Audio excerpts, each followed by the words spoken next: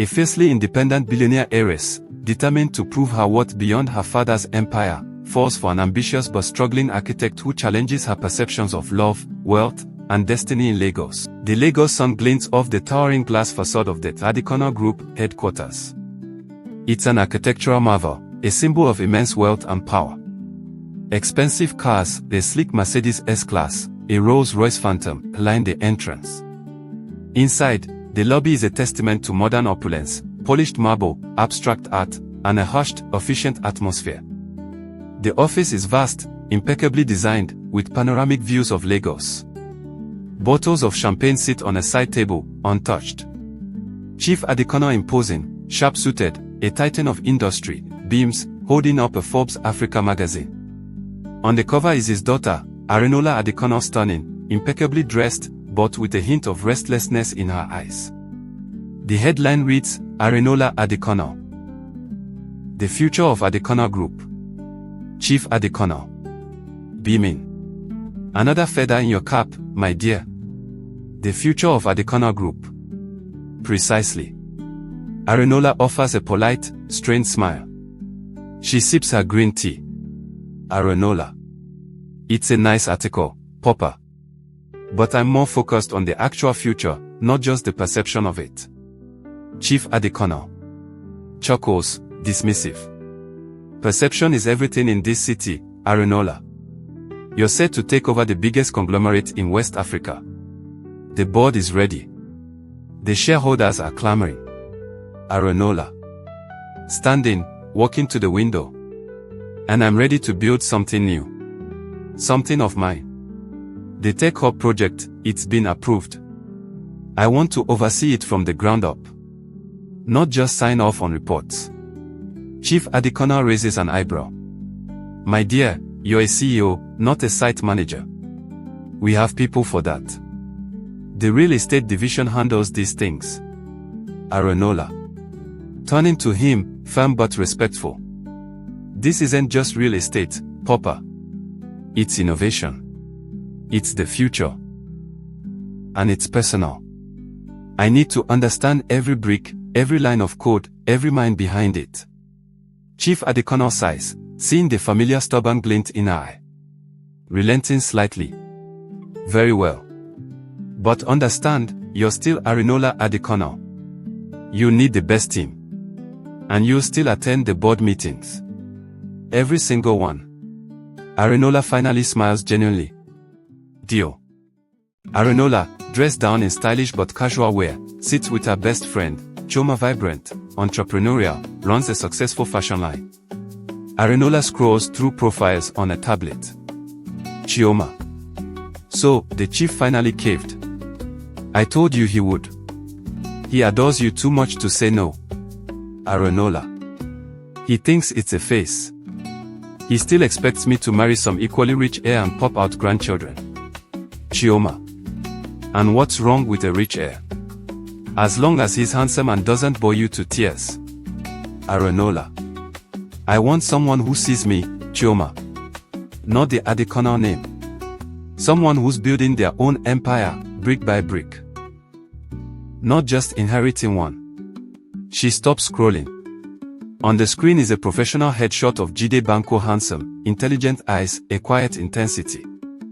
His profile details his work as an architect, his passion for sustainable design, and his recent struggle to secure funding for a community center project after a major investor pulled out. Arinola. To herself. Interesting. In a hard hat and safety vest, walks the vast, dusty site of her future tech hub. Her project manager, Emma, UCHE meticulous, traditional, points out blueprints. Mr. Uche.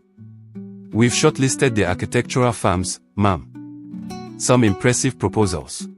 But the budget for the main design, it's quite ambitious. Arinola. Studying the plans. I don't want budget-friendly, Mr. Uche. I want to be a visionary.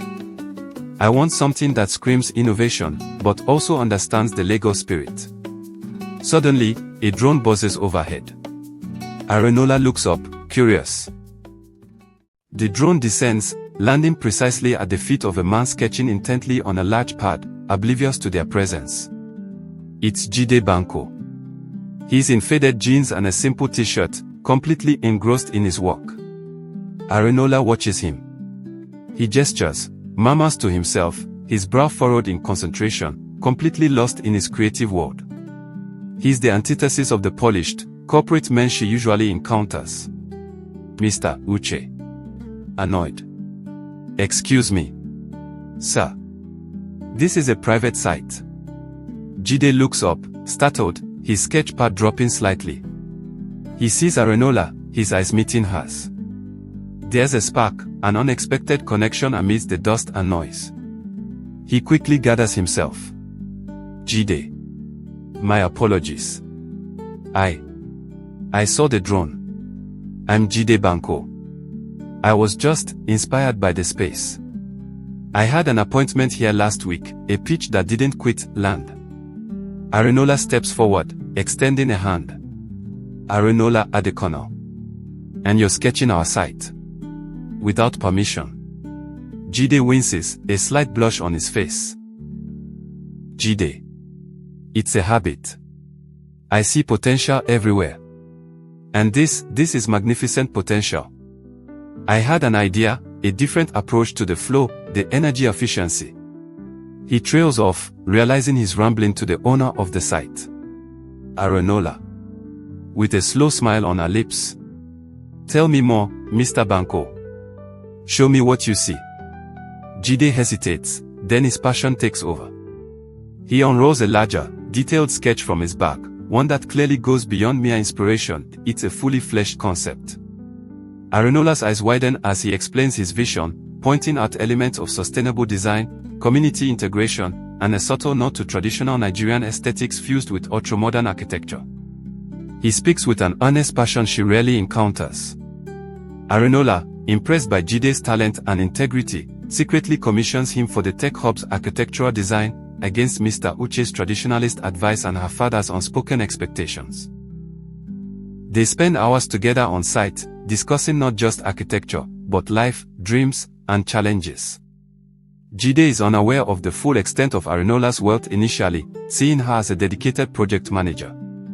When he discovers she is the Arinola Adekunle, the billionaire heiress, he feels betrayed and questions her motives, believing she might be slumming it or just playing a game. Chief Adekunle begins to push Arinola towards a more suitable suitor, perhaps a powerful, arrogant Chinedu Okeke polished, ruthless businessman, who sees Arinola as a trophy and a business merger opportunity. Chinedu might even try to sabotage Jide's work or reputation. Jide faces his own financial struggles and pressure from his family to take a more secure, less creatively fulfilling path. He is offered a lucrative opportunity that would mean compromising his artistic integrity or abandoning the tech hub project. A major setback occurs at the construction site, perhaps a structural issue or a financial crisis, forcing Arinola and Jide to truly collaborate under pressure, revealing their strengths and vulnerabilities. This crisis might be subtly orchestrated by Chinedu or a rival. The tech hub's partial completion, or a crucial phase of its development, is unveiled at a high-profile event attended by Chief Adekunle, potential investors, and the press. Chinedu attempts a final play to discredit Jide and win against Arinola. Jide, having overcome his initial hurt and proven his worth, makes a powerful statement or sacrifice for the project and for Arinola. Arinola must publicly choose between her father's expectations and her true feelings, between the path laid out for her and the one she's forging. A powerful confrontation between Arinola and Chief Adekunle, where she asserts her independence and her vision, showing him that her love for Jide doesn't diminish her capability, but rather enhances it. The tech hub is a resounding success, a testament to Arinola's vision and Jide's genius. They are a power couple, but one built on mutual respect and shared passion, not just inherited wealth. Chief Adekunle, seeing Arinola genuinely happy and successful on her own terms, slowly comes to accept Jide. Perhaps he even invests in one of Jide's community projects, showing a softening and understanding of his daughter's chosen path. Arinola and Jide solidify their relationship, planning a future that balances their individual ambitions with their growing love, proving that true connection transcends social status. Arinola, intrigued, takes the larger sketch from Jide. It's not just a blueprint, it's a piece of art. He's designed a central courtyard with a large, indigenous tree, solar panels seamlessly integrated into the roof, and flexible workspaces that can adapt to different tech startups. Arinola. Impressed, a hint of awe in her voice. This is truly visionary. The way you've incorporated the natural elements and the communal spaces. It's exactly what I meant about the Lego spirit. Jide's eyes light up, seeing genuine appreciation in her gaze. Jide. I believe innovation thrives where people connect, where ideas can flow freely, like a bustling market, but with the calm of a quiet studio. And sustainability, it's not just a buzzword for me. It's the core. Mr. Uche clears his throat, a touch impatient.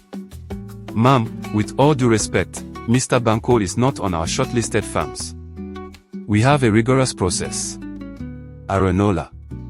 Without looking away from Jide's sketch. Mr. Uche, sometimes the best talent isn't found on a pre-approved list. Mr. Bankole, you mentioned a previous pitch here. Jide. A slight frown, a flicker of disappointment in his eyes. Yes. To Adekunle Group's real estate division. They found my designs too unconventional. Not enough return on space. Arinola's jaw tightens imperceptibly. She knows her father's rigid views. Arinola. Well, I'm not in the real estate division. I'm building a tech hub. She hands the sketch back to him. I want to see your full proposal. Have your team send it to my office. Arinola Adekunle. Jide blinks, stunned. He glances at Mr. Uche, whose face is a mask of polite disapproval. Jide. Arinola Adekunle. As in, the Adekunle. Arinola offers a small, knowing smile. Arinola. The one and only. Now, can you deliver a full proposal by next week? Or was this just a casual sketch? Jide's eyes narrow slightly, processing the information, a mix of surprise and a hint of wariness. This woman isn't just a project manager, she's the heiress to the empire that rejected him. Jide. Regaining his composure, a challenge in his voice. I can deliver. And it won't be casual. Arinola. Nods, satisfied. Good. Mr. Uche, ensure Mr. Bankole has all the necessary site access and documentation. Mr. Uche looks like he swallowed a bitter pill but simply nods. Arinola turns and walks away, leaving Jide standing amidst the dust and potential, a million thoughts racing through his mind. Arinola sits at her sleek desk, reviewing Jide's digital proposal. It's even more impressive than the sketches. The attention to detail, the innovative solutions, the clear passion for design, it's all there. Her phone rings. It's Chinedu Okeke, sharp, confident, almost too perfect in his bespoke suit. He represents a rival conglomerate, but more importantly, he's Chief Adekunle's top choice for Arinola's husband. Arinola answers, a practiced lightness in her tone. Chinedu. To what do I owe the pleasure? Chinedu. Just checking in on the future Mrs. Okeke. Your father mentioned your new pet project. Sounds like quite a departure from the usual Adekunle ventures. Arinola bristles slightly at his possessive tone. Arinola. It's more than a pet project, Chinedu. It's the next phase of Adekunle Group's diversification. And it's not set in stone who the future Mrs. Okeke is. Chinedu. Playful as ever. But you know our fathers have been discussing the merger for months. It makes perfect business sense. And between us, it would be a delightful partnership. I could offer invaluable insight into this tech hub. My firm has significant investments in Silicon Valley. Arinola. I appreciate the offer, but I'm handling this. And I've already found my lead architect. A bit of silence from Chinedu. Really? Anyone I know? I'd love to vet them. Due diligence, you understand. Arinola. No need. I've done my due diligence. Speak soon, Chinedu. She hangs up before he can respond, a slight sigh escaping her lips. The pressure is mounting. Jide's studio is cramped but organized, filled with models, blueprints, and books. It's clear he pours his life into his work. Turned, Jide's best friend, pragmatic, runs a successful small construction business, is helping him pack up old project materials. Turned. Are you serious, bro? Arinola Adekunle wants your proposal. That family doesn't give small fish like us a second glance. Especially after they shut down your community center funding. Jide. That's what I don't understand. She saw my old pitch, the one their own real estate department called unviable. Now she wants this one. It's almost too good to be true. Turned. Maybe she's different. Or maybe she's just putting on a show. You know how these rich kids are. Slumming it for a bit, then back to their private jets and champagne. Jide. Stop spacing, looking at his tech hub proposal on his laptop. This isn't about her name, Turned. This is about the project. This is everything I've worked for. A chance to build something truly impactful. Turned. Just be careful, man. Don't let your dreams blind you to reality. The Adekunles play a different game. Jide nods slowly, a flicker of doubt in his eyes. He wants to believe in this opportunity, but the sting of past rejections from the Adekunle empire is still fresh. The boardroom is austere, filled with stoic board members. Chief Adekunle sits at the head. Arinola stands, confidently presenting Jide's architectural renders on a large screen. Jide sits a little apart, observing the rigid faces. Arinola. And as you can see, Mr. Bankole's design for the Adekunle Tech Innovation Hub isn't just aesthetically pleasing, it's economically viable, environmentally sustainable, and culturally resonant. It will set a new benchmark for technological development in Africa. Chief Adekunle listens, his expression unreadable. Other board members exchange glances. Mr. Uche shifts uncomfortably in his seat. Board members. Impressive renders, Mrs. Adekunle. But Mr. Bankole is a relatively unknown entity. Are we to entrust a project of this magnitude to someone with limited experience on this scale? Arinola. Mr. Bankole's talent speaks for itself. And his previous work, though on a different scale, shows a commitment to groundbreaking design that aligns perfectly with our vision for innovation. Sometimes, fresh perspectives are precisely what's needed. Chief Adekunle. Mr. Bankole. You pitched a community center project last year, if I recall correctly. It failed to secure funding. Why should we believe you can manage a multi-billion naira project, when you couldn't even get a smaller one off the ground? A hush falls over the room. Jide's jaw tightens. He feels the weight of everyone's eyes. Arinola looks at her father, a flash of anger in her eyes. Jide. The community center project didn't fail due to my design, sir. It failed because a key investor pulled out at the last minute, citing market uncertainties. My designs for that project, like this one, were meticulously planned and structurally sound. I believe in my work, Chief Adekunle. And I believe in the vision for this hub. The only thing that changed between then and now is that this time, I have the opportunity to work with someone who genuinely sees that vision. He glances at Arinola, a silent acknowledgement passing between them. Chief Adekunle studies Jide, a flicker of something in his eyes, grudging respect, perhaps, or a new challenge. Arinola is packing her bag. Jide walks in, a file under his arm. The tension from the boardroom still hangs in the air. Jide. That was intense. Your father doesn't pull punches. Arinola. He never does. He tests everyone. Especially those he thinks might distract me. Jide. Distract you? From what? The family business. Or the arranged marriage to Chinedu Okeke. Arinola freezes, her hand still on her back.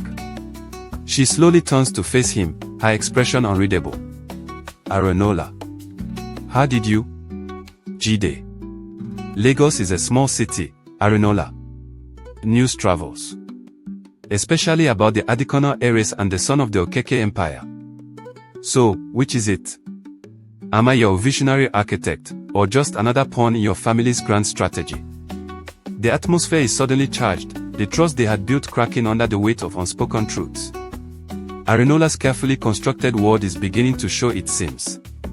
This is where the real conflict ignites, shifting from professional challenges to deeply personal ones. The audience is now invested in whether Arinola can break free from her father's control, whether Jide can overcome his past resentment and distrust, and if their burgeoning connection can survive the harsh realities of their different worlds. What do you think of this turning point? Does it feel captivating and keep you wanting more?